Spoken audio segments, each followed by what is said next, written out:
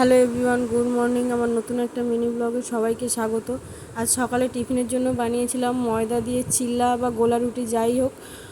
ময়দা দিয়েছিলাম, একটু ডিম দিয়েছিলাম, আর ওর মধ্যে কিছু সবজি, পেঁয়াজ, কাঁচা লঙ্কা, ব্যাস এগুলো দিয়েই বানিয়েছিলাম। আসলে এই টিফিনটা খুব তাড়াতাড়ি হয়ে যায়, তাই বানিয়েছিলাম। ভাই সকালে অফিস যাবে, তাড়াহুড়ো করে কিছু বানানোর জন্য পাচ্ছিলাম না, তাই এটাই বানিয়ে দিয়েছিলাম।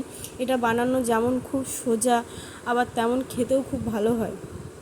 আমাদের বাড়ির সবাই খেতে তো এটা খুবই ভালোবাসে। হ্যাঁ, এটা বানানো সোজা, কিন্তু বানাতে অনেকটাই টাইম লাগে, কারণ অনেক আস্তে আস্তে এটা ভাজতে হয়। সবজিটা ভেজে ভেজে সেদ্ধ করতে হয়, ময়দার ভেতরটা সেদ্ধ করতে হয়, তারপরে গিয়ে এটা হয়। ওর জন্য আমি অল্পই বানিয়েছিলাম, বেশি বানাইনি। আর এটা বানানোর পরে দেখতে ঠিক এরকম লাগছিল। আর দুপুরবেলা বানিয়েছিলাম বাবুর জন্য একটু খিচুড়ি, ডিম সেদ্ধ, আমাদের জন্য ভেন্ডি আলু ভাজা আর নেনুয়া ভাজা। আসলে আজকে কেউ বাড়িতে ছিল না, কাজের জন্য সবাই বাইরে চলে গিয়েছিল। আমি আর মা একাই দুজনে খাওয়াচ্ছিলাম দুপুরে, আর দুটো মাছ ভেজে নিয়েছিলাম। আর এখানে আমি রেডি হয়ে গেছিলাম, যাব একটু দরকারে বেরিয়েছিলাম।